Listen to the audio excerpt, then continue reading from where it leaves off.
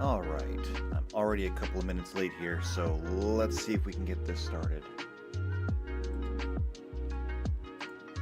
Pop out my chat so I can actually read it. Let's see, that's off, that's over there now. The stream appears to be live. Looks live anyway. Am I actually ready to do this? I think I am.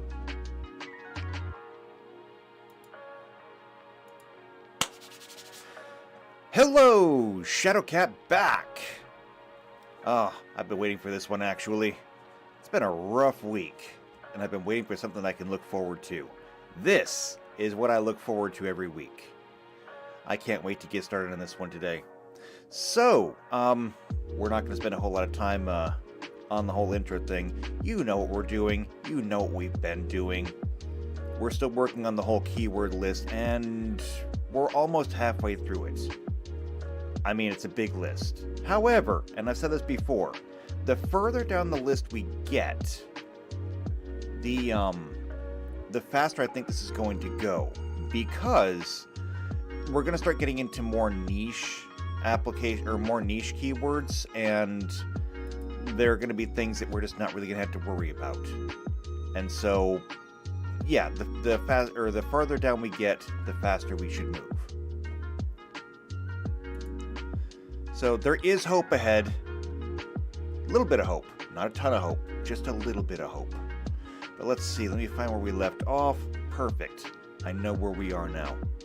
So to do this, first off, let's say hello to everybody in the chat. Blizz Star is in the chat. Hello, Blizz. I'm not sure if the wave is going to work. We're going to find out right now. Is the wave going to work? It is not going to work. I have to fix that still. Working on a new setup. I got a new setup. I think it looks much better. Something much more game appropriate. But unfortunately that means that as soon as you fix one thing, you break two other things. It's just the way these things work. So, that's how we're going to do things today. But anyway, hello Blizz, good to see you in the chat. PC Unicorn's in the chat. Hello, good to see you too. And now we're going to get to work. So of course we're going to need to have our spreadsheet. And we need to have our browser. So we have everything we can work from. And we're going to get to work. I haven't gotten anything figured out on the things that we skipped last time. Things like Dredge and Gravestorm, just because... Well, actually, no, we did Gravestorm. It was Delve, right. Delve and Dredge that we still don't have, because I don't know how I'm going to do the Graveyard yet. I'm putting it on the back burner for now. We'll figure it out later, okay? I'm not spending a lot of time thinking about it at the moment. Alright then. So we're on Reinforce. Let's take a look at what Reinforce does, and we'll figure out how we're going to translate it. Okay, so Reinforce is an activated keyword ability that functions only while the card with Reinforce is in the player's hand. It was introduced in Morning Tide. What does that mean? It says here, Reinforce N, cost that... I hate that. Okay. So it's a modal mechanic that adds an overcosted combat trick mode. Can we just get an example? I feel like it'll be easier to understand if we get an example. Okay, we got the Mosquito Guard here. So it's a little 1/1 white. It's got First Strike and Reinforce. So with Reinforce 1, if we pay 2, we can put a plus... Oh. Pay 2 and discard this card. Put a 1/1 counter on target creature. Interesting. Okay. So you can simply use this to bolster another card by using the Reinforce ability. That's interesting. Now, I'm not sure exactly if this is the most useful thing or not. It essentially means that There are cards that will do this. There's little instants and sorceries that will just give a creature +1/+1, as well as creatures having different abilities that will do the same thing. This is essentially going to make it a dual-purpose card, which could be useful given that you have a very limited pool of spells to play. Having dual-purpose cards could be a great benefit.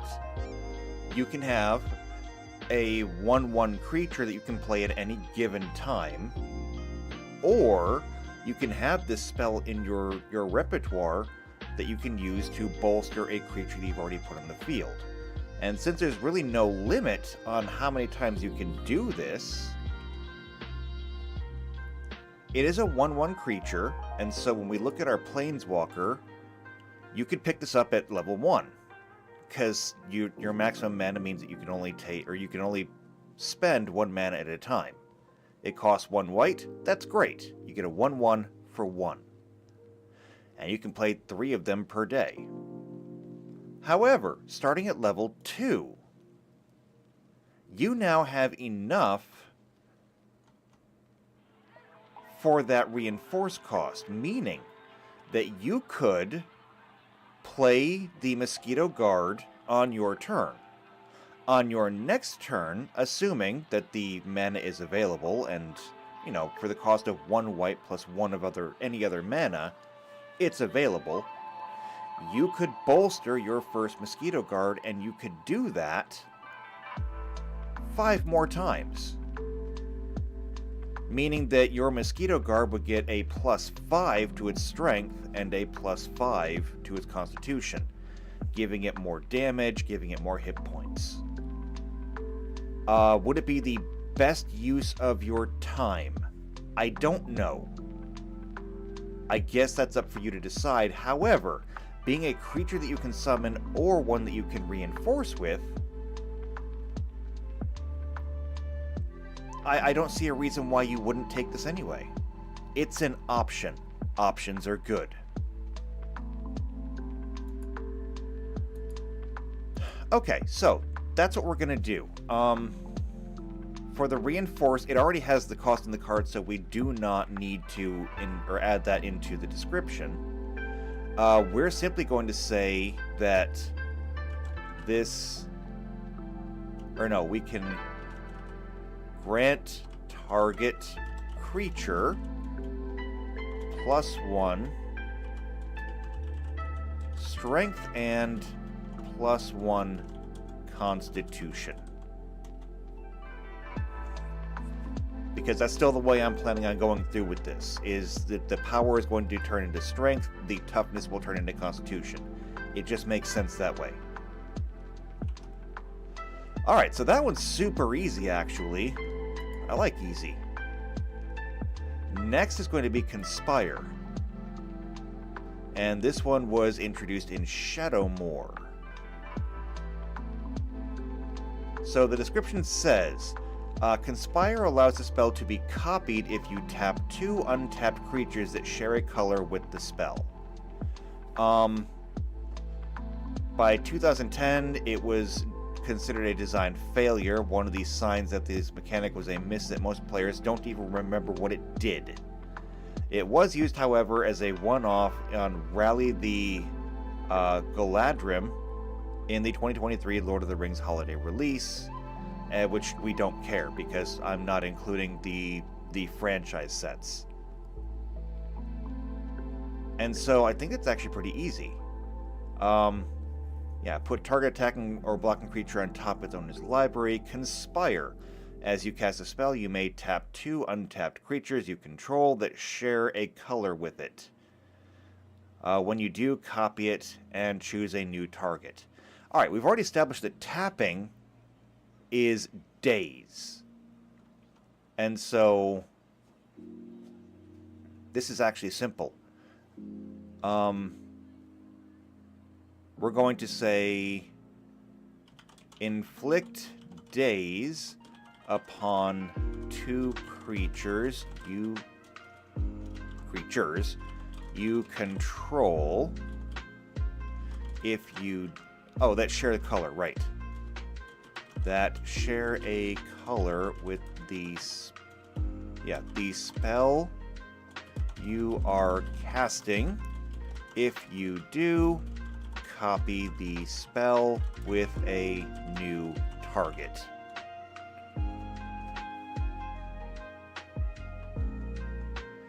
And that should be simple.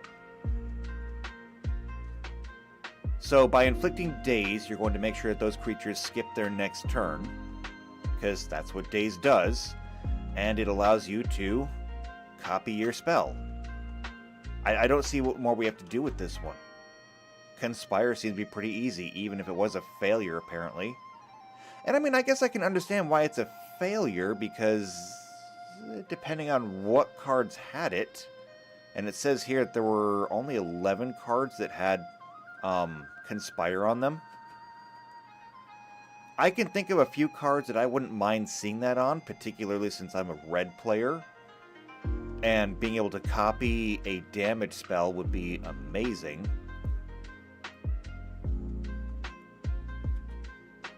But, I mean, yeah, if they're not going to use it anymore, it's fine. We still have 11 spells that use it, and it'll be included in the game.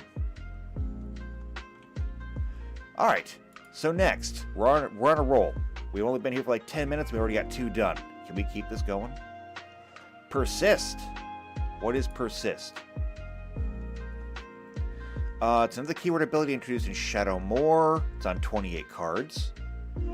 When a permanent with persist dies, if it had no negative counters on it, it is returned to the battlefield under its owner's control with a negative counter on it. As such, it mirrors Undying. Okay, we haven't done Undying yet. However, this is interesting. So, we don't use counters, however, we do have penalties that we can still inflict.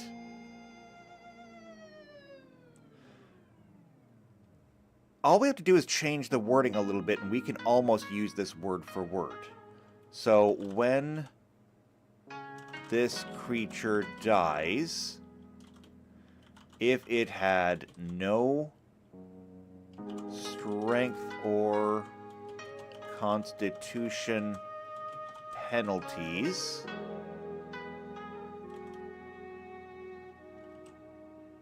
revive the creature at full HP. When the creature is revived, it gains, let's see, -1 strength and -1 constitution.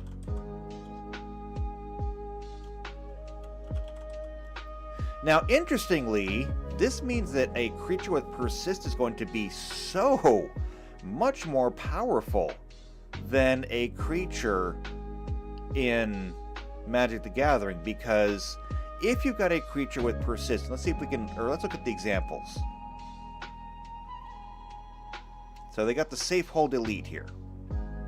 Let's see, this is a Safe Hold Elite. It costs either 1 plus either a green or a white, your choice. It's a 2/2 with persist. Now, it's going to come back as a 1/1. I don't know if there's any, actually, no, I guess it would have to be a 2/2 minimum. If you put persist on a 1/1 creature, when it comes back, it comes in with negative counters, and then it would just die immediately. So yeah, I guess every creature would have to be a minimum of 2/2. That means that this creature is going to just be a little 1/1. Essentially, it's going to be a blocker, unless it's carrying equipment or something in which you want it to attack. However, in the Pathfinder game, it's just a -1 to Strength and Constitution. Meaning that the worst thing to happen here is this creature would have a 12 Strength and 12 Constitution. Low, but still enough for a +1 bonus. When it comes back, it'll be just an 11 Strength and 11 Constitution, meaning that it will have no further bonuses. It's going to get -1 on its attack rolls, its damage rolls. It's going to lose some hit points.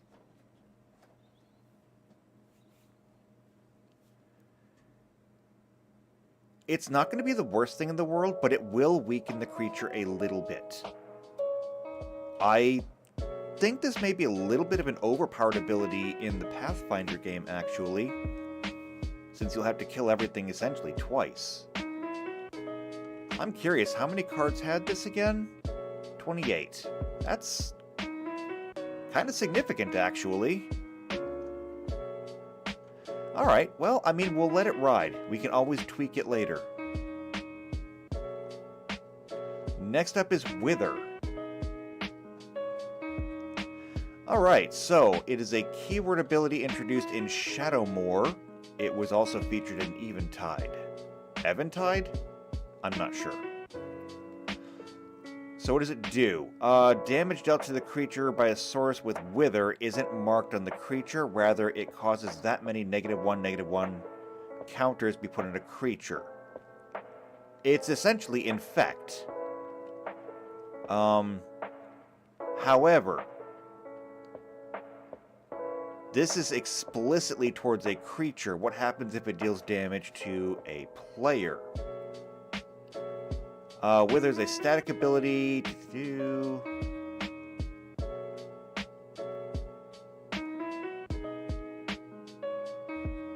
let's see. The Wither's effect applies to any damage, not just combat damage. Interestingly. So, does that mean that if I were to give it, say, an equipment, like the Viridian Longbow, would it then do -1/-1 counters? Because this is actually a card that I use.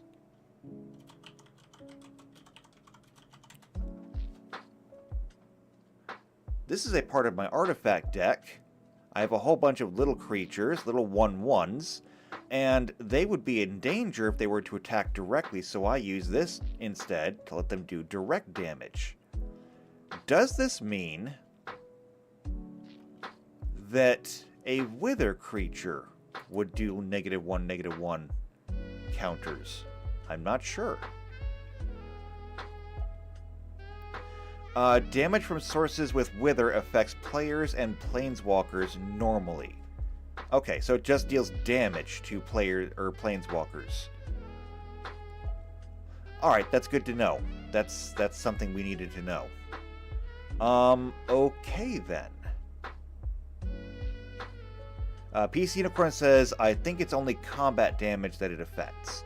Well, technically any damage done during combat is combat damage. But I guess if you're a planeswalker, you just straight up take the damage, either affecting your life total or your loyalty counters. But if it's a creature, it's going to get -1. Alright, this is fine. So it's going to be very similar to Infect, but it's only going to target creatures. I don't think we've done Infect. I think we did we did Poisonous, which is kind of similar. Alright, so Wither. This creature does not deal damage. Instead, if damage... Or no. On a successful attack, the target takes a -1 strength and -1 constitution penalty. There we go. PC Unicorn also says it can also destroy indestructible creatures since 0 toughness is removed from the field. That is a useful piece of information, because indestructible creatures are like... Yeah. I mean, we had that very, very long discussion earlier when we did indestructible... Wow, it's actually really far back there Where was it? Yeah, here we go. Indestructible. The creature takes no damage from an outside source and cannot be destroyed. Now, it is worth noting that it says, PC Accord said, 0 toughness is removed from the field, period. Now, that's useful because if we come to ability scores, we can look at what the zeros for all of these mean. And if you've never looked at these before, it's actually worth it. You don't often hit 0, but it is possible. Poisons, enchantments, things like these, if you stack enough of them, can reduce a character to 0. So, 0 strength is too weak to move in any way and unconscious. So your character literally just drops on the spot. 0 dexterity is incapable of moving, but not unconscious. You're essentially just kind of paralyzed. 0 constitution. A creature with 0 constitution is dead. It has kicked the bucket. It has shuffled off its mortal coil, run down the curtain, and joined the choir invisible. That is to say, oh, he did. So even if you had an indestructible creature among your spells, a wither creature should be able to destroy it. Since we're here, though, we'll just run through the rest of these. If you have a 0 intelligence, you are comatose. Period. You're just not there anymore. 0 wisdom, you are incapable of rational thought and are unconscious.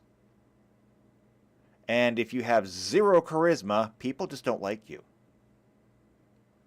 But more importantly, you're unable to express yourself in any way and you are unconscious. So either any of your soft stats hit 0, you're gone. Okay? The lights are on, but nobody's home.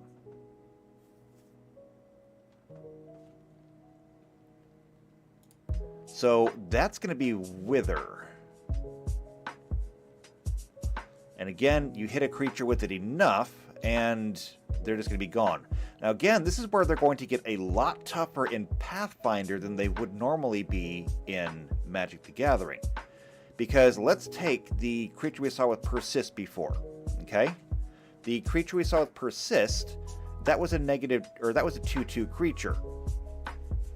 If you hit that thing with 2 shots from Wither, I'm assuming if let's look at the Sickle Reaper. It says it does damage in -1, -1 counters. Since it has 2 power, I'm assuming it would inflict 2 -1, -1 counters on hit. Meaning that the whatever it was that we saw before that had Persist, it's essentially dead in 1 shot, and because it had negative counters on it, it does not persist. But let's say we did have a big indestructible creature, like a big indestructible 7/7 golem. Every time you hit that thing in Magic the Gathering, it takes 2 -1 counters, and that means that in 4 hits, it's gone. It's going to have 0 toughness. However, that 7/7 means that it would have 17 constitution. Now, if you're still only dealing negative counters, 2 at a time, that would be 9 turns? However, we also have to keep in mind that we're going to be using dice, not static numbers. We don't necessarily know how we're going to be doing this yet because we haven't done the creature conversion. But why don't we just go ahead and assume, for the sake of a hypothetical, that the I'll just use the space right here. We know that for a spell, and I don't even have to write this down because it's right over here. For a spell, the size of the dice, or number of dice, is going to be the converted mana cost. So if I'm throwing a lava axe that deals 5 damage, and it costs 5 to play, I get to throw 5 dice. The size of the die is the damage listed. Since Lava Axe does 5 damage, it'll be 5d5.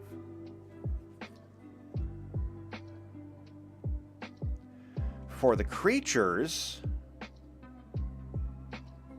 I don't know how we're going to do this yet. Need to slow down a little bit. Having the creatures do the same thing could get a little bit, well, no, actually it wouldn't be that bad. Let's look at the Scale Ripper. The Scale Ripper does 2 damage, and it costs 2 to play. If we followed the same rules, that means that the Scale Ripper would do 2d2 damage. That means that it's capping out at a 4, and at a minimum it'll be a 2. That seems pretty weak. However, if we come down here and we look at equipment, we're going to go for weapons, obviously. An unarmed strike. So this is just you punching somebody. For a medium creature is doing 1d3. When we look at this creature, since it does not have any equipment on it, yes, it says it is a sickle reaper, that does not mean that it gets to spawn in wielding a sickle. Or, well, it will, but it'll be mostly flavor. It'll essentially be unarmed.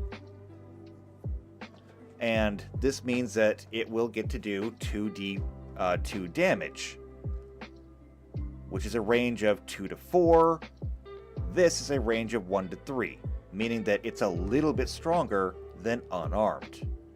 If we find just a simple dagger, and by the way, I don't know if I've gone through this before, but it should be noted that when these things were named, they were named poorly. If you want to compare Dungeons and Dragons to real life, a dagger is widely realized as a blade that is roughly the length of your forearm. Anything that is longer than your forearm, or especially once it gets to be about the length of your arm, is considered a sword.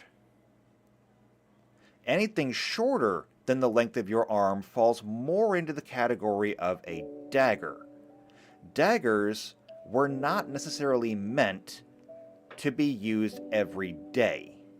A dagger is a defensive tool, and it's a weapon if you really need it to be. For example, common use of them during medieval warfare, especially in the era of plate armor, is that you would tackle a knight to the ground, and being that they were, weighed down in all that armor, it usually wasn't that difficult. If you could tackle them, however, you would then draw your dagger, and you would go after the weak points, under the arm, over the shoulder, anywhere where the armor's not protecting, and you would just shank them. These daggers were anywhere from roughly a foot to 2 feet long sometimes. That's going to do a lot of damage.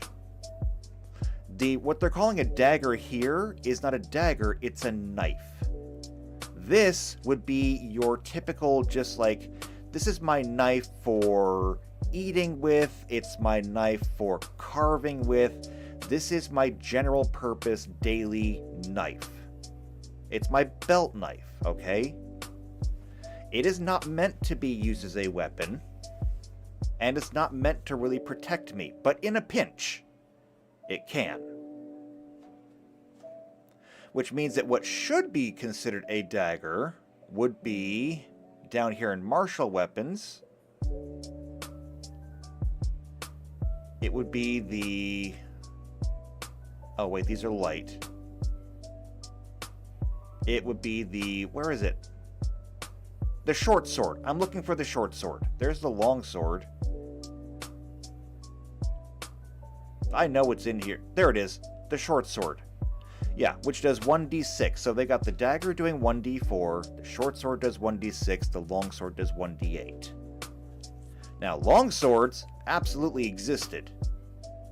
There are lots of records of long swords being used. They're typically a two-handed weapon, but they can be wielded with one hand. It's a little bit on the heavy side, but it can be done.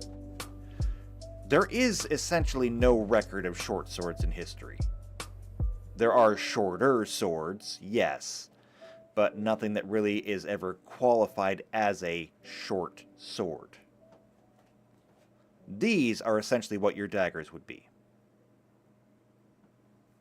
So we're looking at our creatures and what kind of damage they do. Again, this guy doing 2d4. Nope, this one. He falls into that unarmed or just using a knife category, which I think is absolutely appropriate. Now, if you had an equipment to give him, like, I wonder if I can is there a sickle? Let's see if there's a sickle. I'm looking for an equipment. Here we go, a blade sickle. That was easy. Let's see, this is an equipment. Equipped creature gets +1/+0 and has Wither. How appropriate. So +1/+0 means that it's going to get a +1 to its strength. And its damage, its attack, is naturally going to now be a 2d3. So we're now looking at a range of 2 to 6. I think these numbers are going to work out really well in the end. Alright, so that little that little escapade over with, we need to get back on the list. Okay, we did Wither. Next is Retrace. Alright, Retrace comes from Eventide. It allows a player to cast the card from their graveyard for its mana cost, plus the additional cost of discarding a land. Okay, this may be another one that we have to skip. So, casting it from your graveyard, in this case, your graveyard essentially is going to be any spell slot that you've used, or any spell use that you've used. Actually, now that I think about it, that's not a bad idea. So you're allotted a certain number of spells per day. Again, looking at the Planeswalker at level 2, you have 2 maximum mana, so you can only play cards that cost 2 or less. You have a number of spells per day equal to 6. Your graveyard is essentially going to be the inverse of your spells per day. Now that's an interesting concept, but I wonder if it works.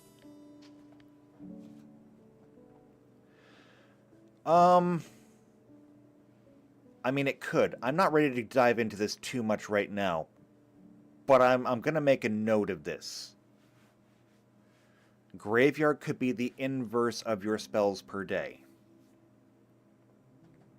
This does mean, however, that the creature would not necessarily go into the graveyard when it dies. It just simply exists, and that's 1 point into your graveyard.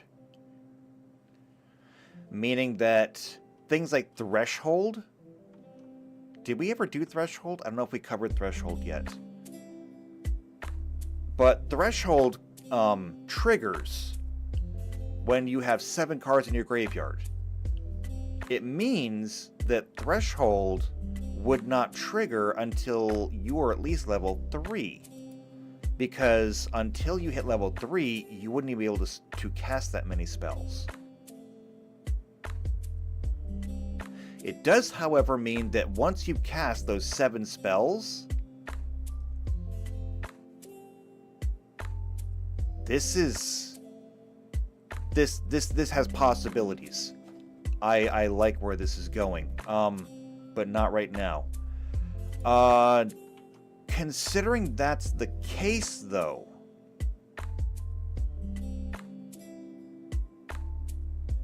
We have two things that we're dealing with here. One of them is the graveyard.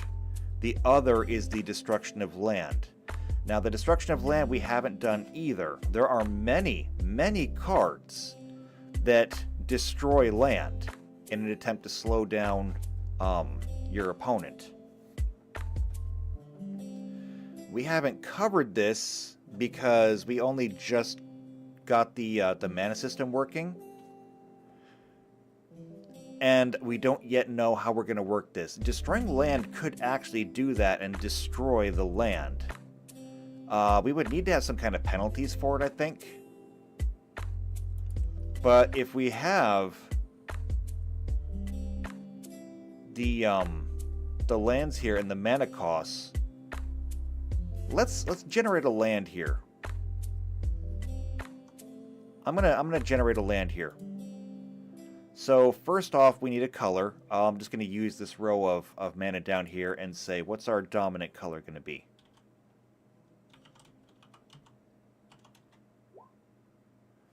Our dominant color is white.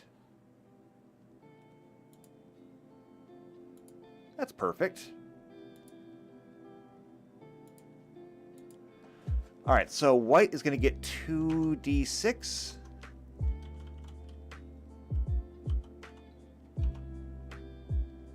And everyone else is going to get 1d4. Alright, so it's going to be white, blue, black.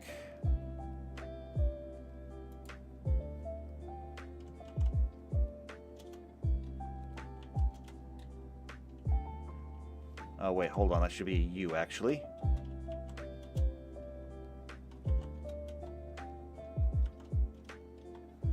Alright, so white's going to be 4. And then the rest of them are just going to be d4s, so it's going to be 4d4. 3, 2, 1, 3.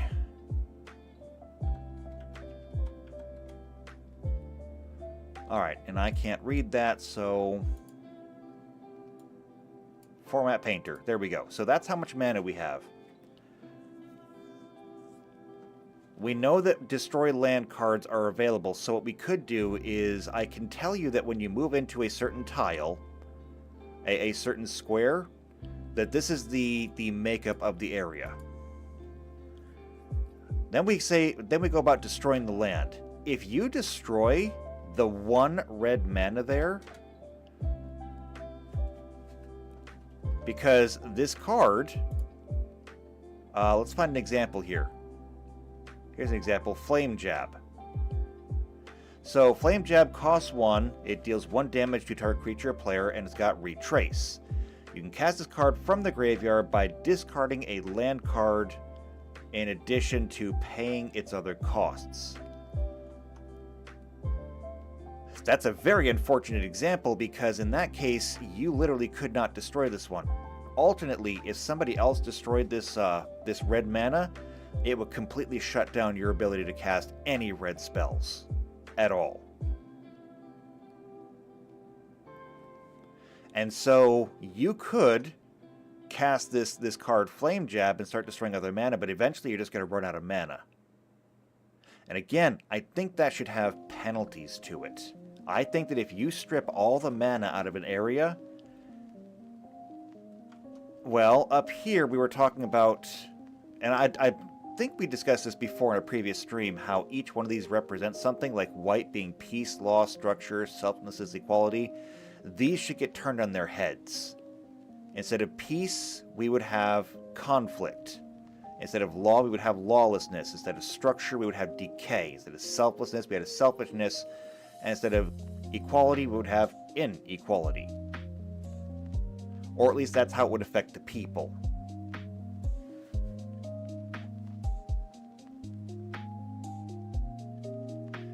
Yeah, we did discuss this before. Now I remember it very clearly now. So I don't think that I can do anything with this one because we gotta get those graveyard rules done. And I'm not gonna do it right now. We're gonna skip it for now, but we're gonna come back to it. I think that when it says, you know, cast from the graveyard, essentially what we're doing is saying you can cast it without using up a daily use. That's what we've done with some of our other things. I think it'll be fine, but we'll do that later. All right, next, Devour. So Devour is a static ability introduced in the Shards of Alara. Devour is June's signature mechanic. It's on 21 cards. And it's received cards throughout the entirety of the Alara block. Before a creature with Devour enters the battlefield, the player may sacrifice any number of creatures to the Devourer to add +1/+1 counters to it when it enters. This is a replacement effect rather than a trigger. It will enter at the larger size. I'm sure that's very important because of the stack. Holds a 6 on the Storm Scale, has been quantified an example of a 6. The mechanic is narrow, rather unpopular, but flavorful. The specificity of the payoff may have led to more variable designs of Emerge and Exploit. Okay, let's see. I want to see the example. Here we go. Gorger Worm. So Gorger Worm costs 3 plus red-green. It's a 5/5 already.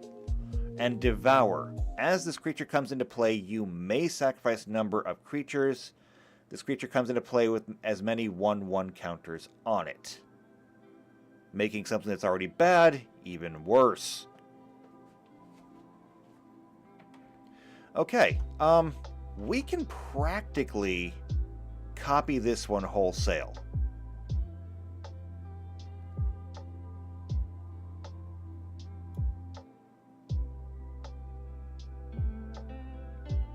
So I'm just literally going to copy this. Copied and paste. So we'll default format that, then we'll format Painter. And you got to do it in that order because sometimes it just doesn't work otherwise. So sacrifice any number of creatures. The creature enters the battlefield with n times that many 1/1 counters on it. So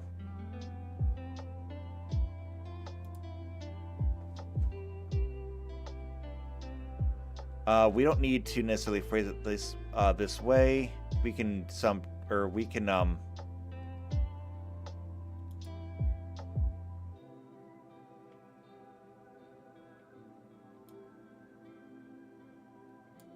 here's what we'll do. We're going to say it's going to enter the battlefield with +1 strength and +1 constitution for each sacrificed creature. And there we go. This is actually one of those cases where I think it's going to work a little bit worse in Pathfinder because just like the negative counters are going to be less effective because there's so much further to go to get down to 0, a +1 strength and constitution isn't exactly a huge buff in Pathfinder. It is a buff, don't get me wrong, and applied right, it can do a lot of good. But it's not a huge buff. That being said, however, if you had enough creatures to give, say, a +4/+4, that is actually pretty significant, especially since that's affecting your damage dice. In this case, looking at the worm here, again, just going with the same rules that we're using on spells. This thing costs 5 to play and has 5 power, meaning that it's going to get to make its attack a 1d20 plus, and let's just say that it has the same attack bonus that the Planeswalker does. So at level 5, it's going to have, what would it be? At level 5, base attack bonus at 2. And 15 is a +2 bonus on attacks. So we can look at it and we can say that its attack would be a 1d20 plus 2 plus 2, so plus 4. And if it hits, it would deal 5d5 damage. Which is, you know, a lot. That's a minimum of 5, a maximum of 25. Which again is a lot. However, when you're talking about level 5 characters, just for comparison, we're not going to compare it to a weapon. What we need to do is compare it to an actual spell. A wizard at level 5 gets their first level 3 spell. A good example of a level 3 spell is everybody's favorite spell in the world. It is an evocation. It does clear the entire room. Fireball. Fireball deals 6d6 damage, or it does 1d6 points of damage of fire damage per caster level, so the first time you get it, it's going to be doing 5d6, I guess. Up to a maximum of 10d6 damage to every creature within the area. And that area is a 20-foot radius. So pick an intersection to target, and it's going to deal damage 8 squares across in each direction. Nasty. So this is a fireball spell. The Gorger Worm down here being able to do 5d5 is not that unreasonable. Now, it is a little unreasonable given that it's going to be persistent on the battlefield, but Planeswalkers are going to be really, really powerful.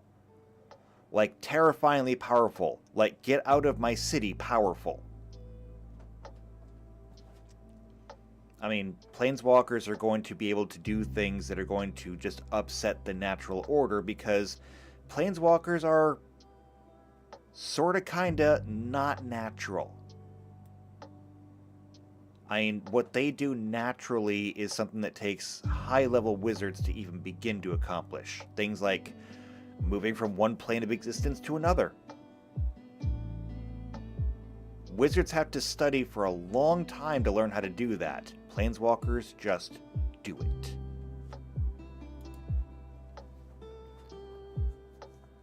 So I think this is going to work out really well.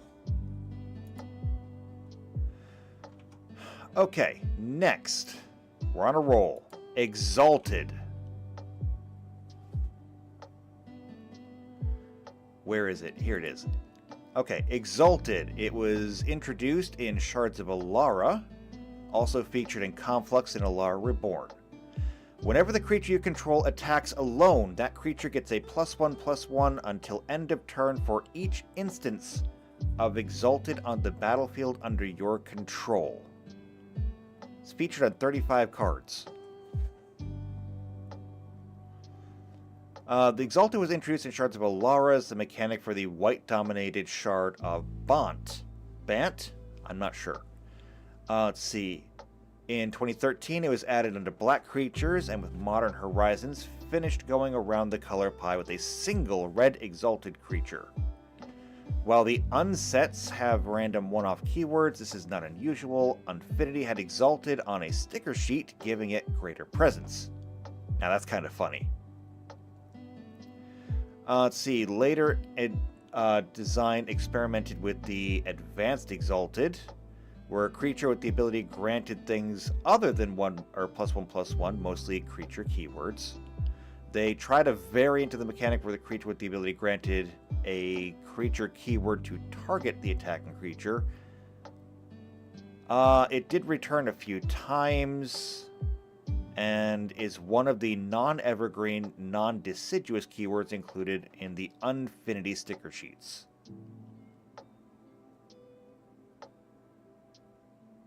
Alright, so we kind of know what it does. In fact, I think I even have a couple of cards that have Exalted on them. So whenever creature you control attacks alone, that creature gets +1/+1 till end of turn. However, I believe it specifically implies that this only triggers if other creatures have exalted. In fact, I believe that's what they set up here. Yeah, for each instance of exalted on the battlefield under your control. So if there's another creature that doesn't have exalted, it doesn't count. As far as I know. Rulings. If you declare exactly one creature as an attacker, use each exalted ability on each permanent you control, including perhaps the attacking creature itself, will trigger. Okay, that's good to know. Some cards with exalted abilities have other abilities that will trigger if you attack with multiple creatures, but then all but one of them are removed from combat. Your exalted abilities will not trigger, which makes sense. Let's see. Exalted abilities resolve before blockers are declared.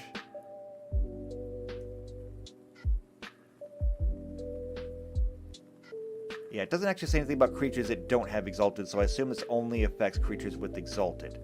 Meaning that you are encouraged to build an exalted deck. Alright, so how are we going to do this? I think we'll just write this one out ourselves. When this creature attacks,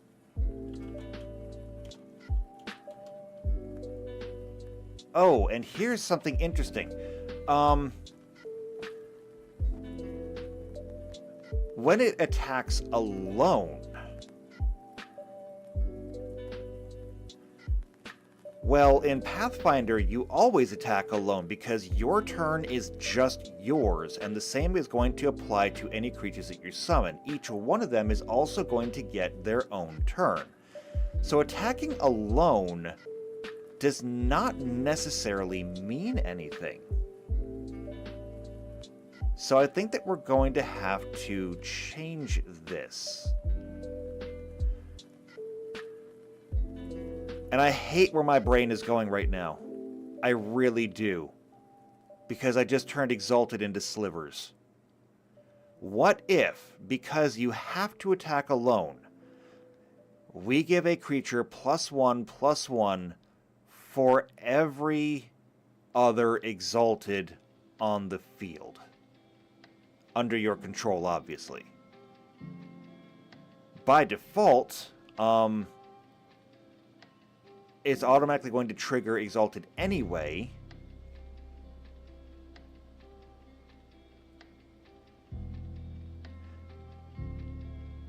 But I mean, this also doesn't last.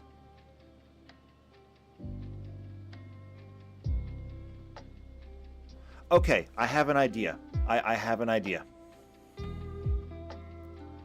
I have an idea. Okay, we're gonna like this. You're gonna like this, okay? So, on this creature's turn,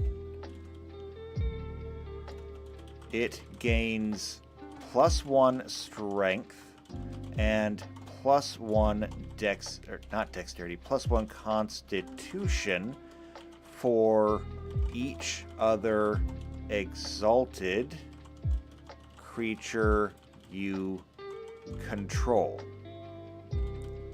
These bonuses end at the end of the creature's turn.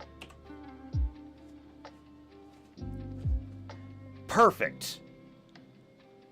Meaning that if you've got 3 on the field, and all of them would normally be 2/2 creatures, on that creature's turn, it becomes a 5/5. At the end of its turn, it goes back to being a 2/2. So when you are attacking it, it is essentially going to be in its weaker state. When it attacks, however, it will be in its stronger state. I like this. Now, why does this matter?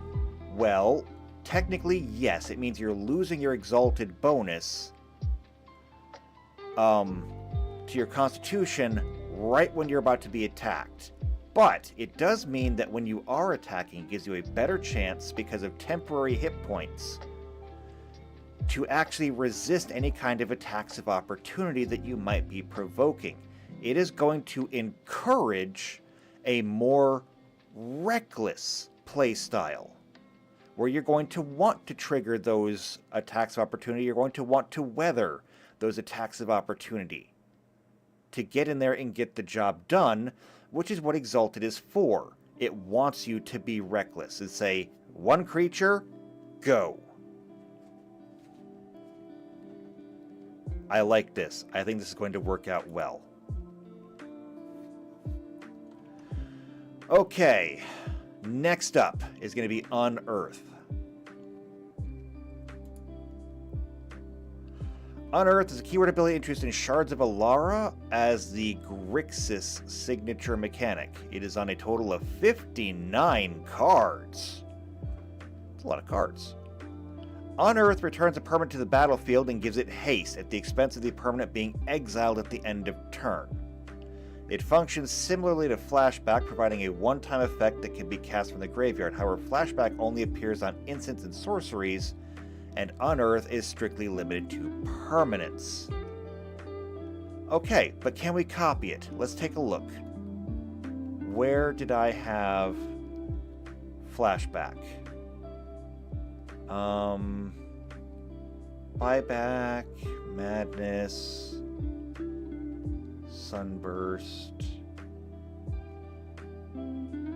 Forecast. We did do Flashback, didn't we? No, there it is. I see it now. Flashback. It's right here.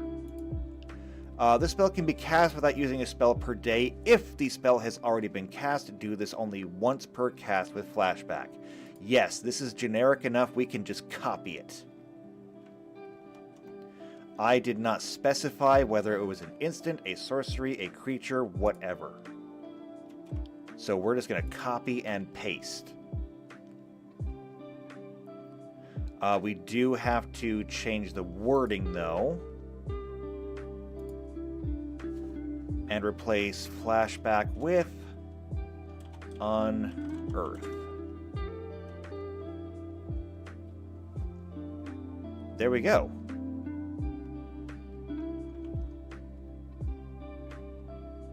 So we can cast it if it's already been cast before, and technically speaking, this is not going to work the same way, because in Magic the Gathering, the creature would first have to go into the graveyard.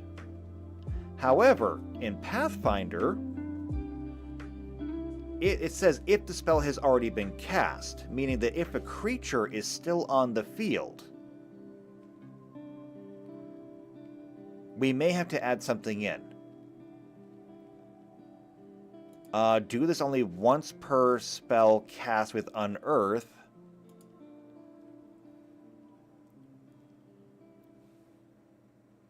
Okay, so do this only after the creature has died, and only once per spell cast with Unearth. There we go. That way we can limit it so we're not actually just copying the creature twice.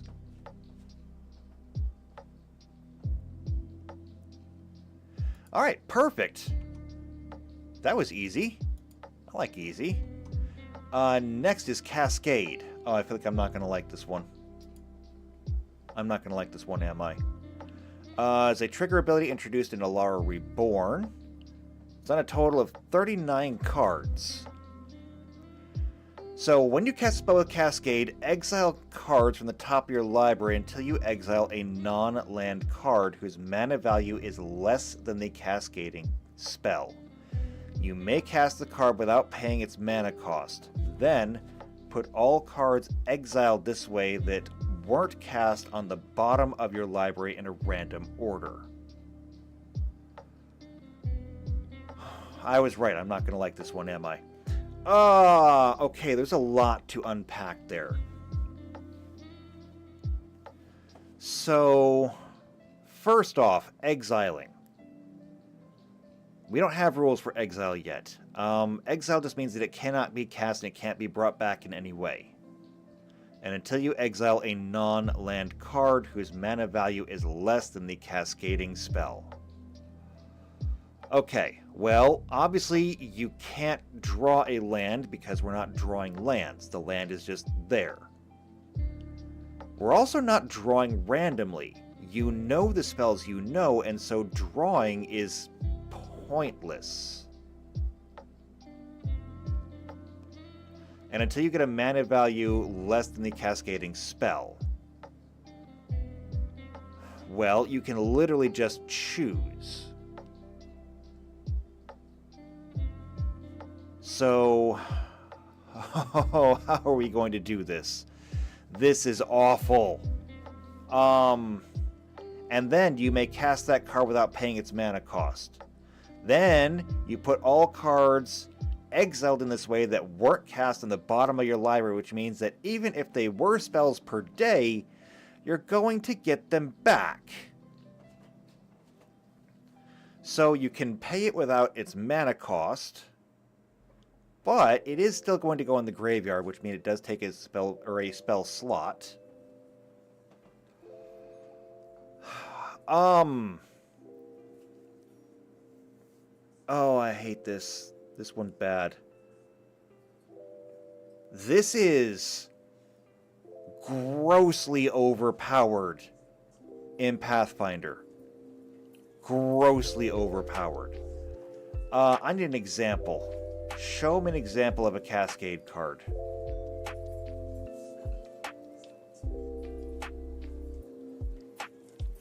Enlisted Worm. So the Enlisted Worm costs 4 plus green white to play. It is a 5/5 because I guess that's the thing with worms. It has Cascade. So start drawing. And you draw until you find a card that costs a non-land card that costs less. Okay, so it would have to cost 5 or less. And then play it. How do I keep this from just being ridiculously overpowered?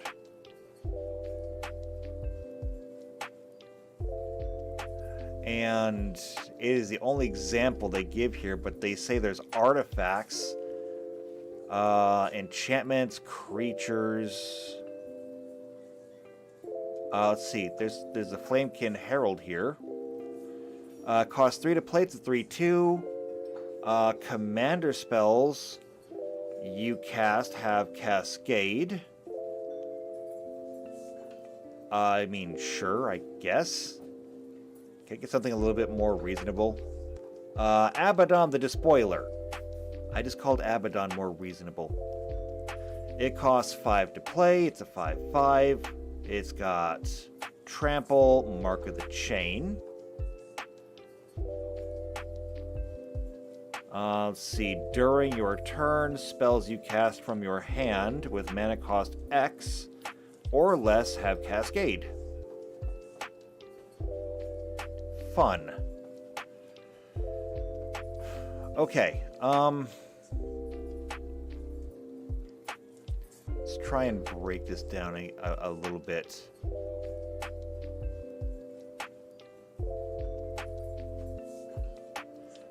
It does say here that originally the minimum cost of a Cascade spell was locked to 3 mana to force deck building concessions, as it was believed a deck without cheap interaction would not be threatening even if they could consistently cast a particular low mana card every game. This ended up being a major oversight due to the time spiral cycle of 0-cost sorceries, whose effects were powerful enough to be a game plan in themselves.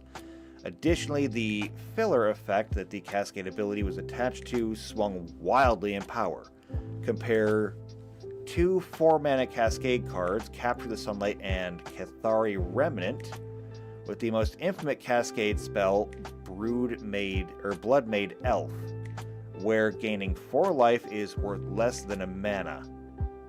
Will the Wisp is perhaps 1 or 2 mana, compared to a 3/2 haste, which is evaluated between 3 and 4 mana.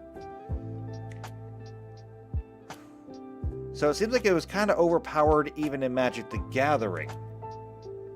And yet they continued with it.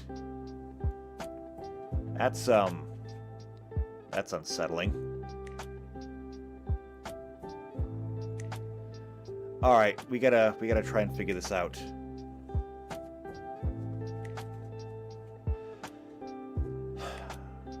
The only thing that I can think of is to just literally do what it says. When you play a Cascade card, you can play another card of a lesser mana cost without paying the cost.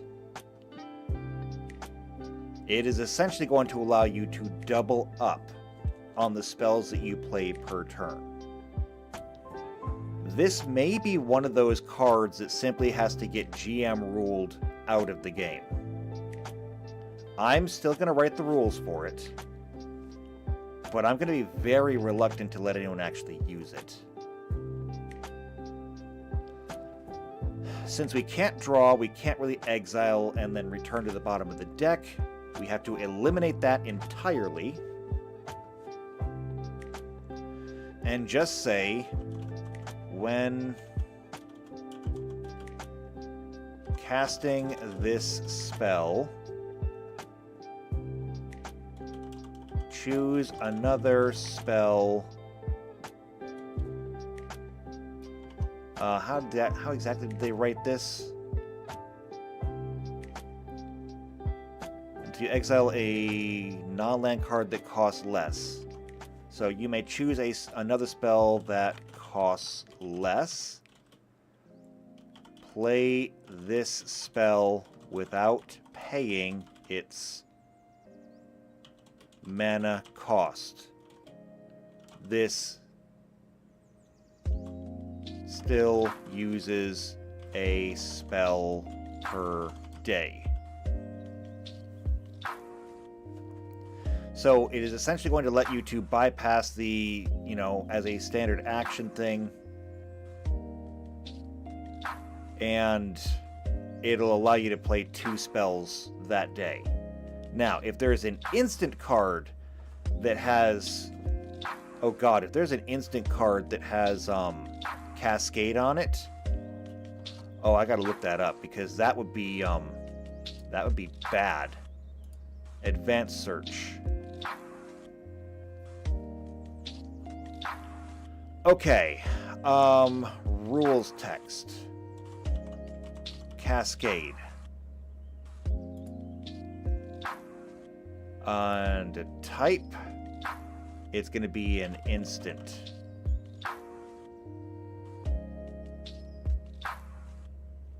Oh wait, no, I guess I'd make it like just a spell? Is it subtype? Instant?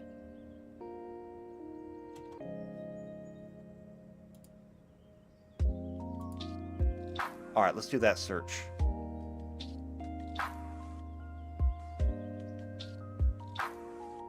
Wait, come on.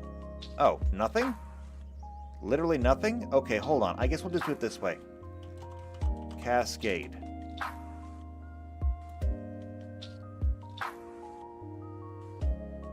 Search. Okay, add on the despoiler. I'm looking for spells. Creature, enchantment, creature, legendary creature, enchantment. Oh god, there it is.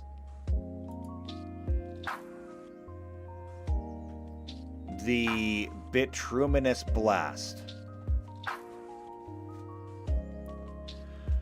It has Cascade, and it costs 5 to play. So, it is an instant, meaning that you could cast this instant spell, and because it has Cascade, you could play another spell that costs 4 or less. But because it is an instant, not only can you do it on anyone's turn, you could do it on your own turn, and you could take this instant action, which cascades into another spell, and then take your standard action, which could be casting another spell with Cascade, which would then let you cast another spell after it, which would put push you up to casting 4 spells per turn. Now, of course, there is the mana question. The second spell does not cost any mana, but the first one does, which means that if you were to cast, say, this one plus, I don't know, do we have any cheap Cascade cards? I hope not. That's an enchantment, but it still has Cascade.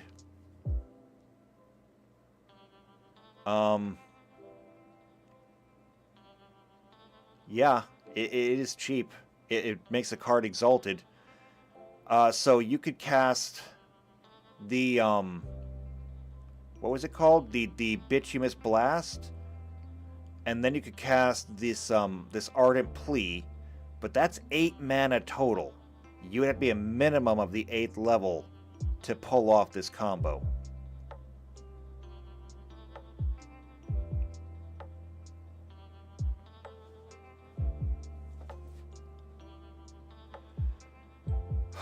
Okay, it's significant, but I do think that that the mana restrictions may keep it in check a little bit, just a little bit. I don't have great feelings about this, but okay, that's Cascade done. Next up is Annihilator. Annihilate is a triggered ability introduced in the Rise of the Eldrazi that appears on all the colorless Eldrazi creatures from that set. It appears on a whole 16 cards. And PC Unicorn says Cascade can hit each other too. Oh god, I didn't even think about that. From 4 to 3 to 2 to 1.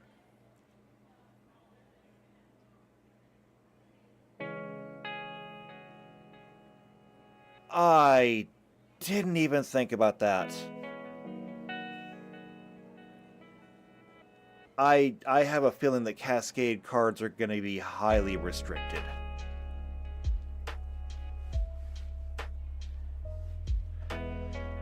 Okay, and PC Unicorn also says, and Annihilator, I hate that mechanic. It makes me want to scoop. I don't necessarily know what that means, but it sounds bad. Alright, let's see what it does. I have a feeling I know what it does. Annihilator means that whenever this creature attacks, defending player sacrifices end permanence. That just seems wrong. Every time I choose to attack, you have to throw away your cards. Annihilator originally only appeared on colorless Eldrazi creatures and on a single colorless Eldrazi aura, Eldrazi Conscription, which we can see here. Yeah, enchanted creature gets +10/+10 and has Trample and Annihilator too. Oh, PC Unicorn says scoop equals concede. Okay, gotcha. I get it now.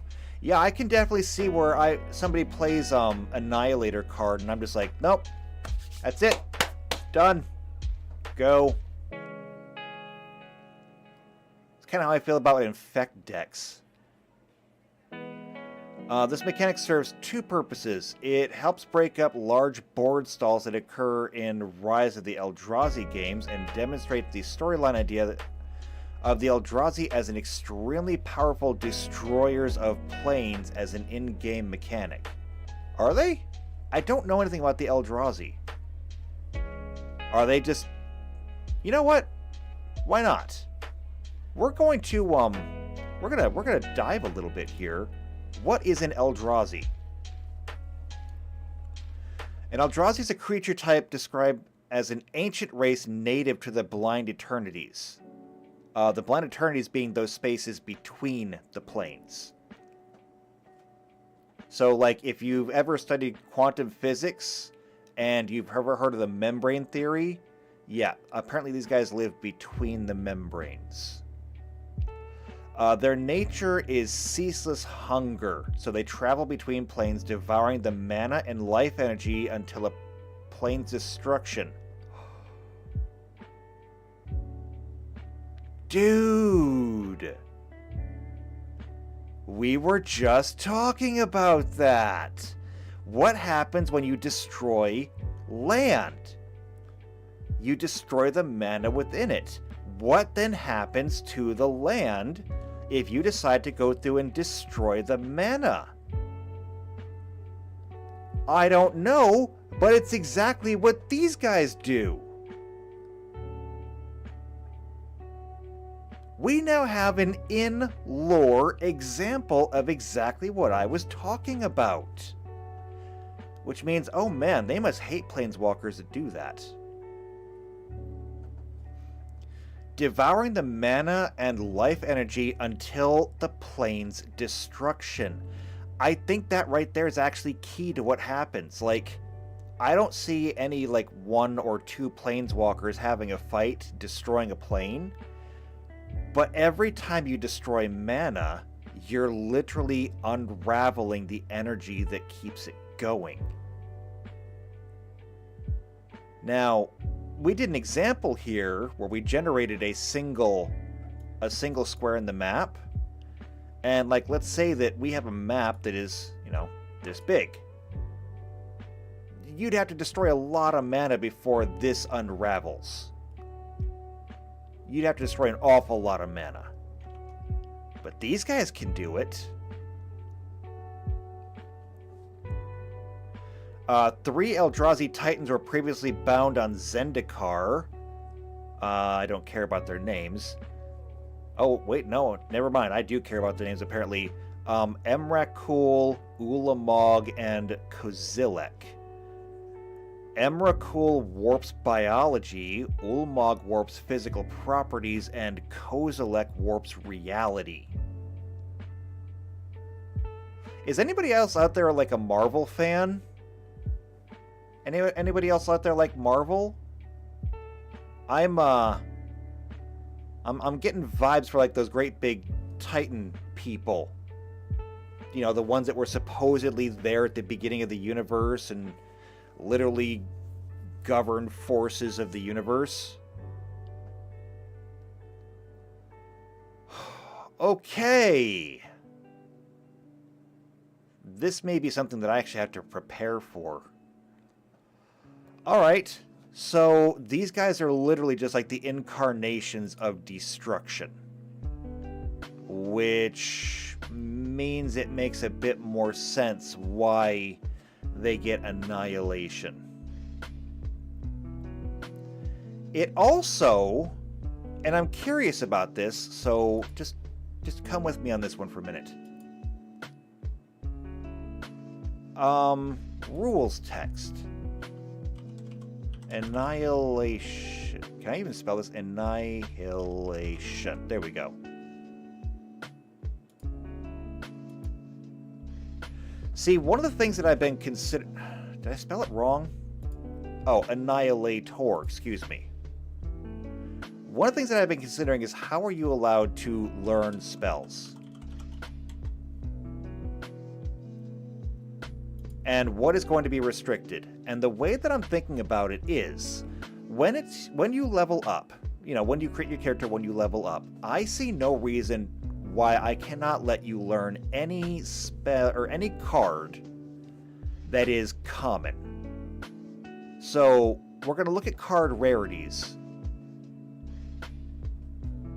Okay, why is this not popping up? Now you're making me mad. Did I spell it wrong? Copy. Paste.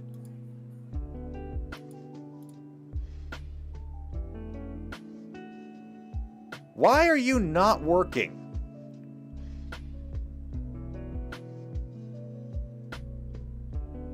Now you're making me angry.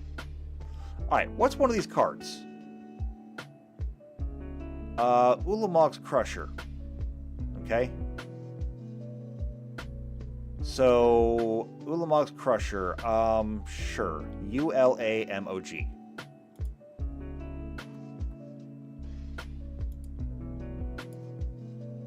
Ulamog. There. Search. Thank you. Okay. Looking at these, we've got the Pathrazor of Ulamog.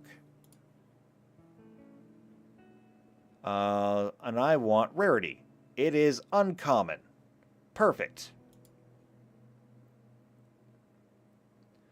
The Pawn of Ulamog, though. Rarity is uncommon. And this is where I think I can get into restricting things a little bit, because I can allow people to choose from anything that is common easily. Uncommon, or in this case, rare, are things that you would actually have to seek out.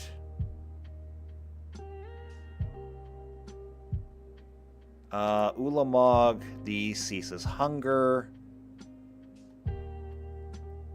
This one is mythic rare, so, like, even more rare than rare. Yeah, these are things that, like, you would need to, seek. Oh, holy crap, I didn't even read that card. Hold on, I gotta go back and read this. It is mythic rare. It costs 10 to play. It is the legendary creature and Eldrazi. When you cast the spell, exile 2 target permanents, presumably that your opponent controls. It is indestructible, and whenever Ulamog, the Ceaseless Hunger, attacks, the defending player exiles the top 20 cards of their library. If this is a constructed game, the game is over in 3 turns. If it is a commander game, it is over in 5.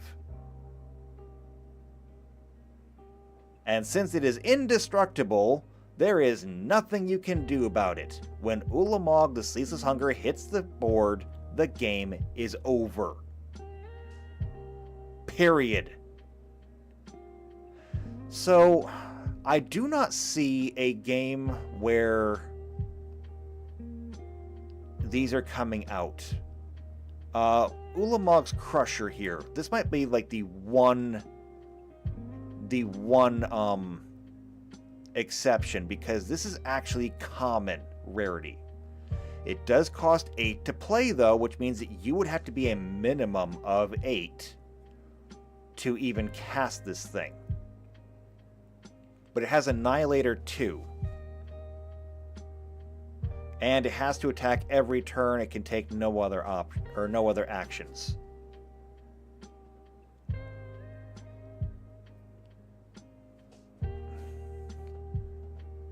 PC Unicorn says exile effects can deal with it, but you have to be ready. I don't think you can be ready for that. But let's see if I can see these appropriately, and they are very tiny and hard for me to see. I'm thinking that's uncommon. I think that's rare, uncommon, uncommon.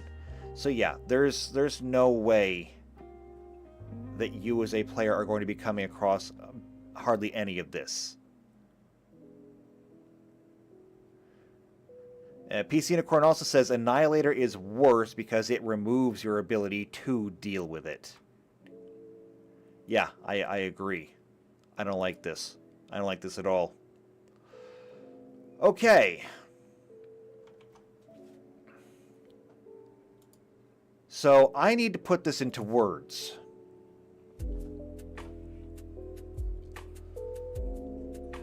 Alright, so Annihilator.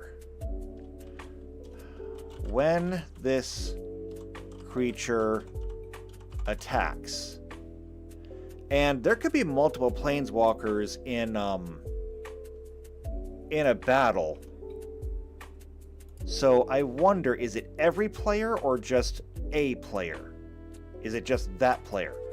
Let's see. The defending player is the player the creature with Annihilator is attacking, or the controller. Does it specifically say defending? Okay, it does specifically say the defending player. Okay, so that's not an issue. When this creature attacks, and I guess I should specify, when this creature attacks a planeswalker. Because we have to remember that in Magic the Gathering, you are the Planeswalker. If this thing is attacking a random goblin on the field, I do not believe that its ability should trigger. Because now we're talking about anything that the goblin controls, and the goblin doesn't control any permanents. So it has to be whenever they attack the Planeswalker. Similarly, if they attack a random fighter or ranger, they don't have anything. And so... Now, the alternative to this, and this is beyond awful, because this would essentially turn them into one of the most hated creatures in all of Dungeons and Dragons. This thing destroys everything. It doesn't just destroy creatures. It destroys enchantments. And it destroys artifacts. What are artifacts? Artifacts are just things. They are equipment. They are tools. They are stuff. Has anyone ever heard of the Rust Monster?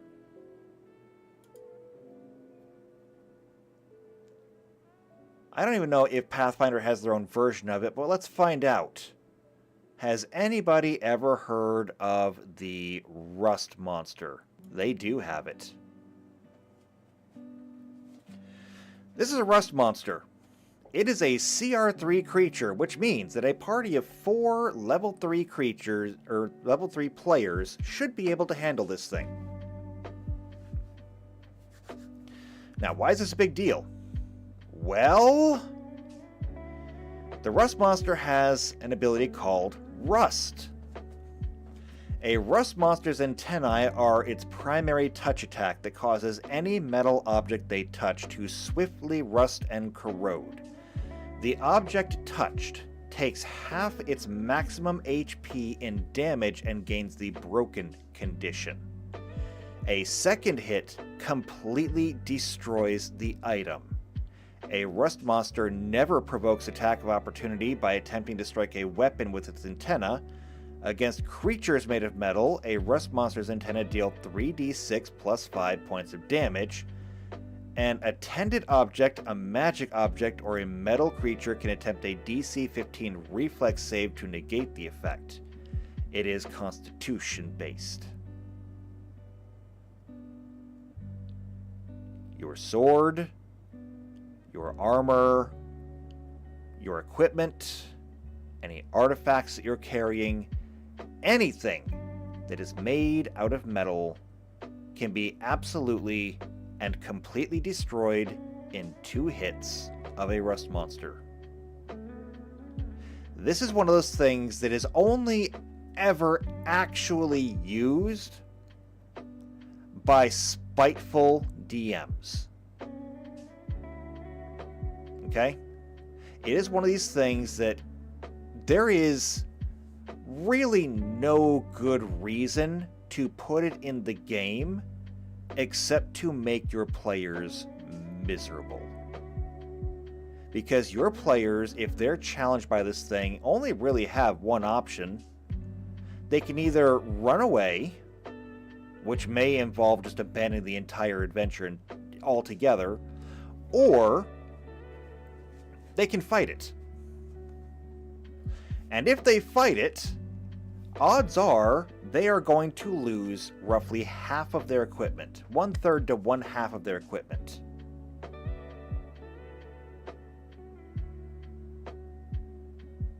There is no reason to ever use this thing. And this is what I think the Eldrazi are.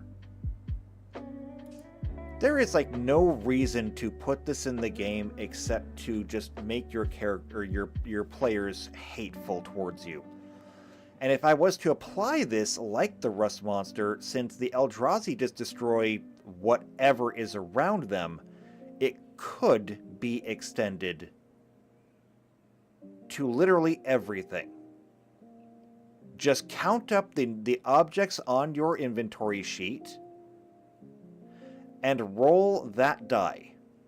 So if you carry 18 items in your backpack and on your person, well, for example, this Ulamog's Crusher has Annihilator 2.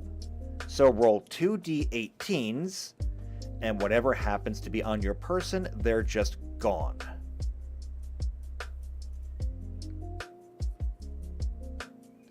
I think that is ridiculously unfair.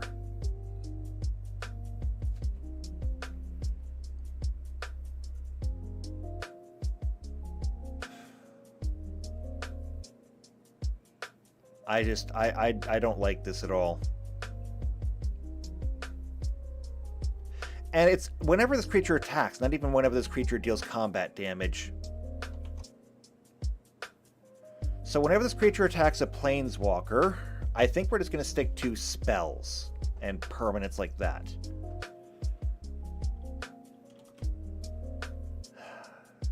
Whenever this creature attacks a planeswalker, destroy 2 permanents that planeswalker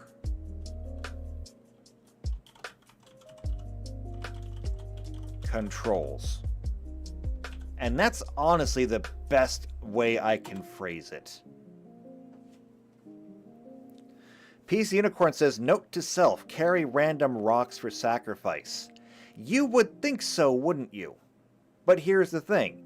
Yes, you can totally throw rocks at a rust monster. However, the rust monster has an armor class of 18. Throwing rocks is actually considered to be an improvised attack, meaning that you're going to take a -4 penalty on your attacks.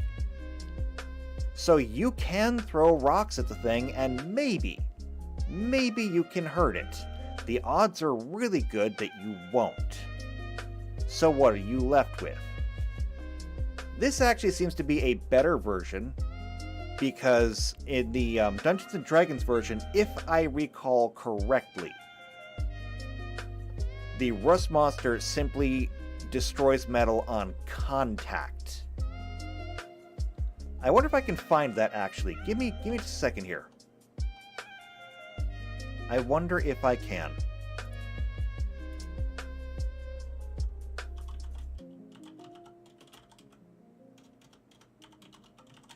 The 3.5 Rust Monster. The D20 SRD. Yes.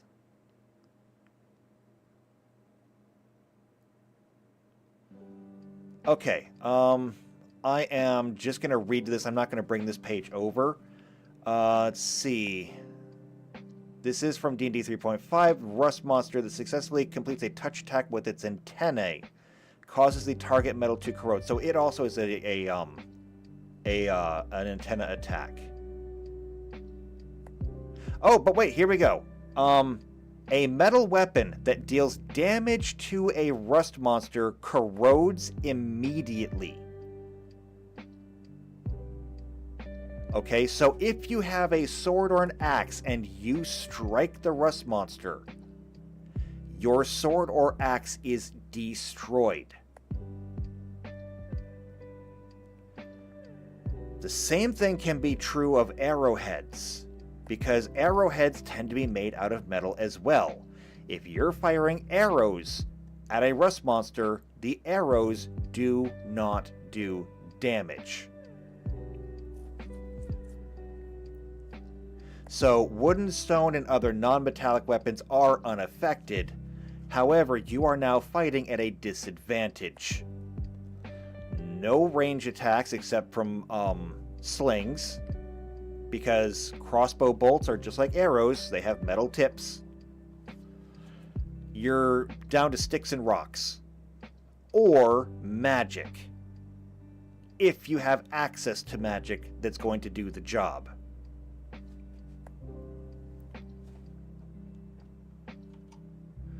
Oh, and to make it even better, if we come down here to the ecology of them, the organization,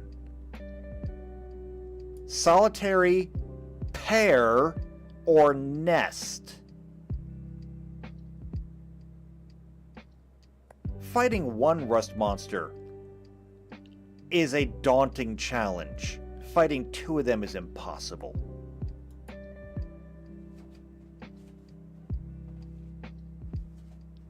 This is what I feel like when I read about the Eldrazi and I see this. I don't like it. This is another one of those things. This is kind of like Cascade. This may get just straight up banned from the game. Because it really just has no place in there.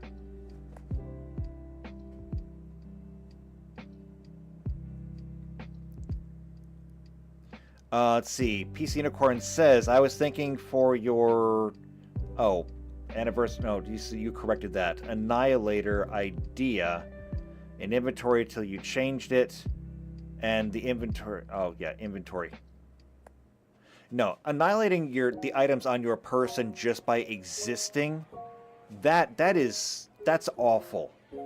While I do agree that it works from a lore perspective, and let's be honest here, not just that, but technically speaking, every time one of these Eldrazi attacks, it just destroys something. Now, what that something could be you. I mean, if it can destroy a goblin, if it can destroy an elf, I do believe, and let's just go back here for a moment, because I saw something.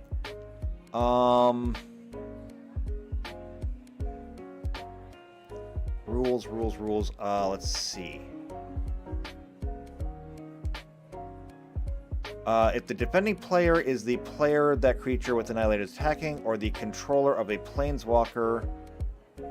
Okay, yeah, if the creature with Annihilator is attacking a planeswalker, and the defending player chooses to sacrifice that planeswalker, the attacking creature continues its attack. It may be blocked. If it isn't blocked, it simply won't deal any combat damage to anything. This thing can take out, or rather can force you to sacrifice your planeswalker. You are a planeswalker. If it can destroy your summoned planeswalker, it can destroy you. I mean, these things are elemental forces, essentially. You don't fight them. You survive them. Unless you're in a Jaeger, in which case then maybe you can. I don't know. I watched Pacific Rim and it said that you can fight the hurricane. So, who am I to argue with a giant robot? Alright, level up. And get back to here. So, level up is a keyword ability used in the Rise of the Eldrazi on leveler cards and in Modern Horizons. It appears on 25 cards. It's in Rise of the Eldrazi. How much do you want to bet I am not going to like this? The ability can only be activated anytime the player could cast a sorcery. When the ability resolves, a level counter is put on the creature, and its level is considered to be the number of the level counters on the card. When level is considered to be the number of level counters of the card... Oh, when level cards enter the battlefield, they have no counters and therefore are level 0. When a creature reaches a certain level, its power and toughness changes, and the creature may gain additional abilities. For example, Knight of the Cliffhaven starts out as a 2/2 creature for 2. When leveled up at least once for 3, it becomes a 2/3 creature with flying. If it was leveled up at least 4 times, it becomes a 4/4 creature with flying and vigilance. And that's apparently what it looks like.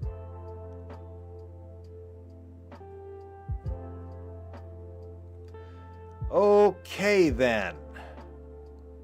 I don't like this already.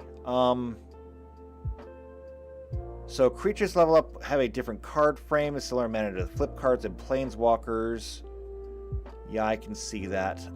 These do not seem to be terribly complicated. I see them as becoming very, very powerful, though. So this Beastbreaker of Bala Ged costs 2 to play. To level it up, you need to pay 2 plus green. And at level 1 through 3, it becomes a 4/4. At level 4 plus, it gains trample, and it becomes a 6/6.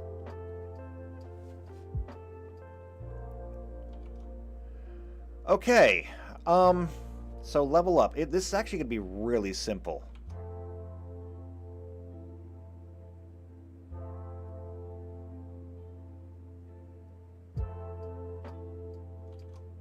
Alright, so it says anytime as a sorcery, so it's got to be as a standard action. As a standard action, you may... Oh. This is hard because we're going to actually have to use like actual proper levels for characters and such. I need to give this thing a separate kind of counter.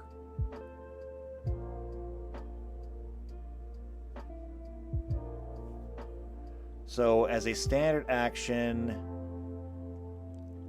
increase the creature's...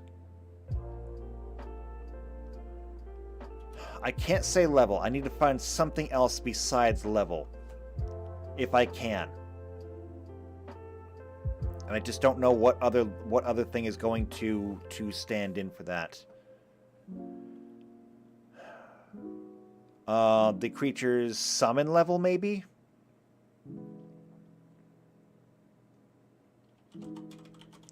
Summon level by 1. And then, if we just leave it like this, we should be able to default back to the card to see what it's going to do. So, in the case of this thing down here, this Beastbreaker, it's going to come into play as a 2/2, so it's going to have 12 Strength, 12 Constitution. At level 1 through 3, it becomes a 4/4. It means it's going to go up to a 14 Strength and Constitution, which means that for every hit dice that it has, it's going to gain an additional 1 hit point. And these aren't really necessarily temporary hit points either, unless there's a way to down-level a card. I don't know if there is. And then, of course, at level 4, it goes up to a 6/6, which means it'll get even more temporary hit points. I think we can leave this one as it is, though. I think this will work. I think it'll need a little bit of tweaking, though. Just to kind of make everything fit. Alright, next up is going to be Rebound. And we're almost done for today, so we're getting close to the end. Rebound is a keyword ability on Rise of the Eldrazi, which appears on instants and sorceries, allowing them to be replayed a second time for free on the caster's next turn.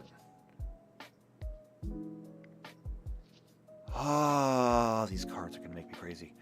Alright,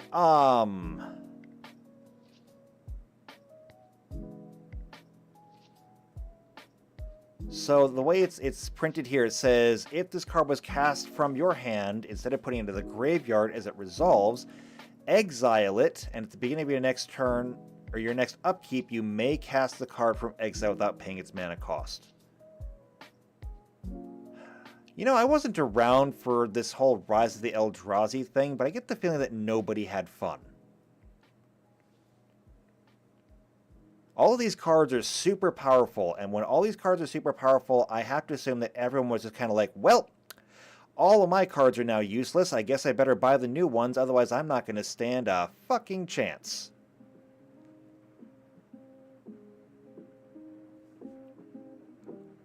So here's their example, Distortion Strike. It only costs 1 blue to play. Target creature gets +1/+0 till the end of turn and cannot be blocked. And then rebound. On your next turn, you can do it again.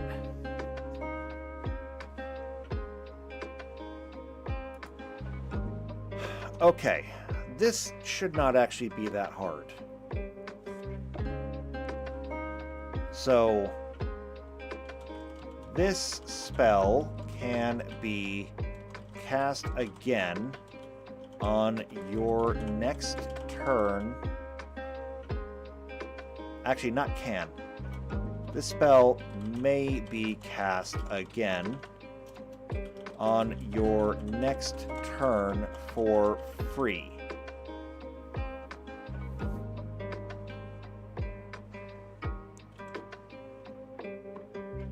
Do this only once. Just to make sure that nobody thinks that you can, to make sure no one thinks they can just keep playing it over and over and over and over again. And PC Unicorn says, to the idea that nobody was having any fun, basically no, unless you were playing it yourself. Yeah, that's kind of what I figured. You're either playing with the latest edition, or you're not playing at all. Which, by the way, is basically why I stopped playing Magic the Gathering in the first place. It's not because I don't like it. I'm doing an entire Pathfinder module, and I'm currently defining what is probably going to be over 200 terms. If I didn't like Magic the Gathering, I wouldn't be here. My problem with Magic the Gathering is that I could not afford to keep up. I could not afford to keep up with every latest edition that came out, and I could not afford to keep up with the people who went online to like single sites to literally purchase their perfect decks. I mean, when you're restricted to only being able to get like a booster pack a month, maybe, yeah, you're basically not playing the game anymore. You're just funding the development of more powerful cards for everybody else to use against you. And that was why I stopped playing. This, I think this is going to be fun because this is going to be open up to everyone. You don't actually have to buy the cards for this one. We just need to be able to access what they are. And for that matter, for this game, you do not need to own the books for Pathfinder. You don't need to travel for Pathfinder because that can be done online. This will be accessible to everyone.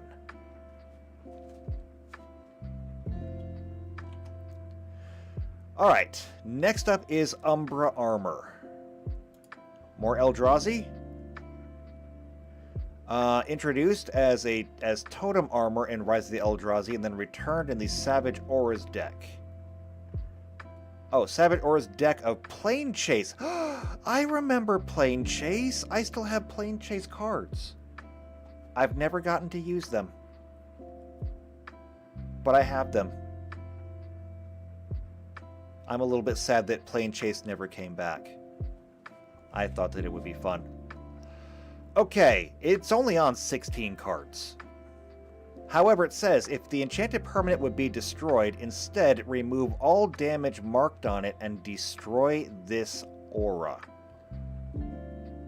Cool, it's like a second chance.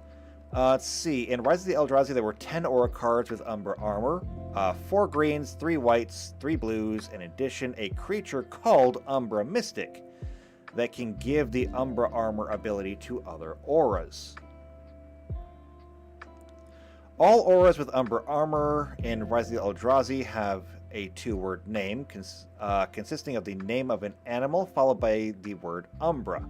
The artwork of these cards, demonstrated either by Howard or Christopher Moeller, depicts a floating humanoid surrounded by a glowing aura in the color of the card and the shape of an animal.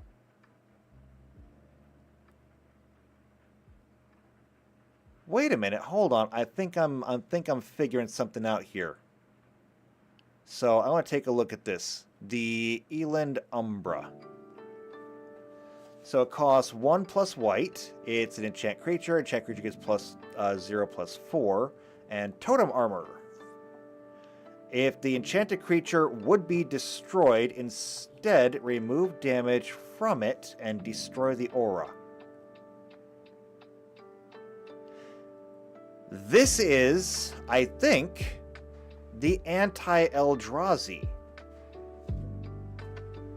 So when the Eldrazi comes in and they attack, you have to sacrifice two permanents.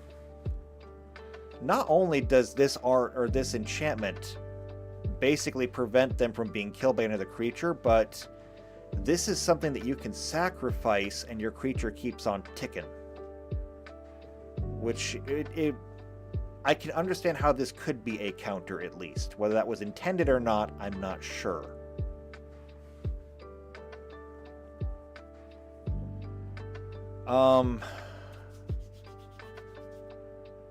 Alright, so how are we going to translate this? I don't necessarily know that I need to rewrite anything. It says if the enchanted permanent would be destroyed, instead remove all damage marked on it and destroy this aura. These are essentially temporary hit points, or at least they kind of function the same way. Alright, so Umbra Armor, Totem Armor, let's write this one down. Alright, so when the enchanted creature is reduced to 0 HP, or actually no, that's a bit too specific. Whenever the enchanted creature would die, remove this aura instead.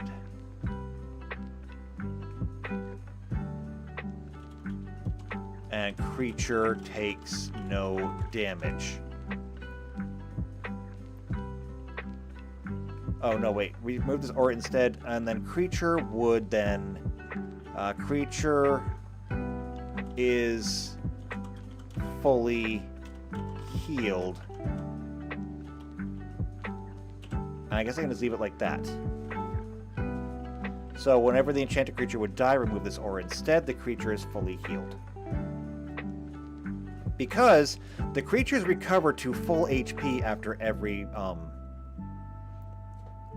every turn anyway. So we're essentially just going to we're just going, well, actually no, I may take that back off.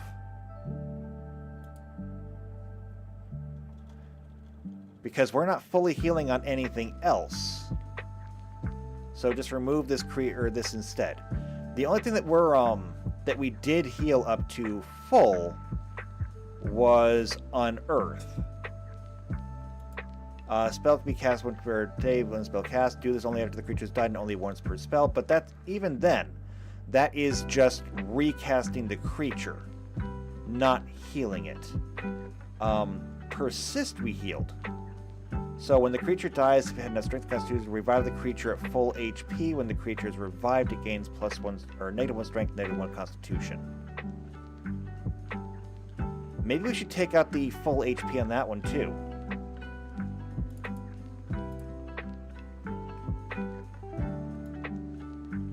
So instead of revive, why don't we change this?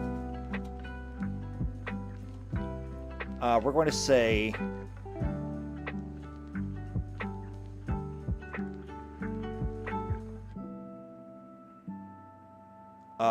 to say prevent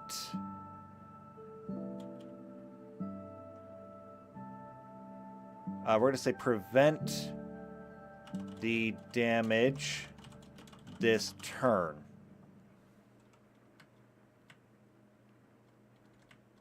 And then, very simply, it gains -1 strength and -1 constitution.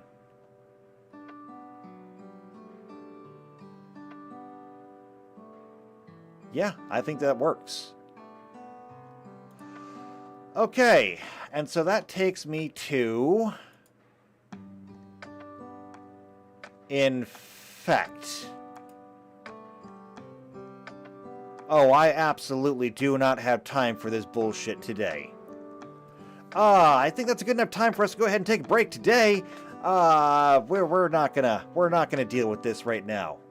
Holy crap, we are not dealing with this right now. I don't. I just don't. I can't.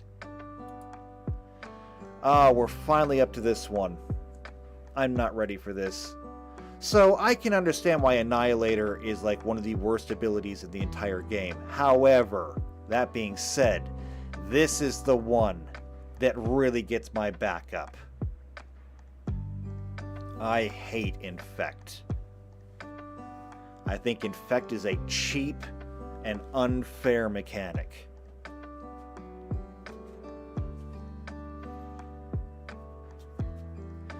Alright, so, since we're going to be leaving it off there, what else do I have to do? We made good progress today. I shouldn't have turned that off so fast.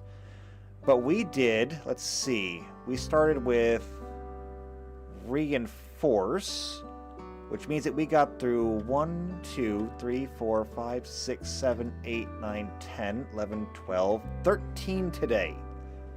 We're up to number 89 out of 176. Again, we're still going through a lot of the big releases. Like, we're only just now getting into the Scars of Mirrodin. Once we get into a lot of the different franchise editions, we can skip a lot of those. So it will move a little bit faster from here on forward. Just a little bit. But okay, I'm going to do my best to forget about Infect now for a while. And try to move on with my day. But if you want to see what we have to do with it next time, and we will have to do something with it next time, then subscribe to the channel, hit the bell icon, that way you get notified when the stream happens. If you know somebody else who's also into either Magic the Gathering or Pathfinder, share this video with them, because I'm going to need people to play, so share it far and wide. I'm going to need them. Speaking of, if you like what I'm doing here, leave a like on the video. If you want to leave a comment, you can do that. But more importantly, if you want to join the Discord, you can. You can leave comments there too. We can even have a little bit of a back and forth. But if you want to play with us, you have to join the Discord. You have to go to the Behind the Screen channel and let me know what your availability is and what game you want to play. We've got a collection of them now. So I just need players, and then we can get a game going. So, join us there. Otherwise, I suppose I will see you next time for the next dozen or so keywords. And if you're not having fun now, I don't think you're going to have much fun next time either. But if you are having fun now, you're going to enjoy it. Especially my suffering when we have to do Infect. I don't like it. Anyway, though, thank you all for coming out today. It was great to see everybody. I'll see you next time, and until then, take care.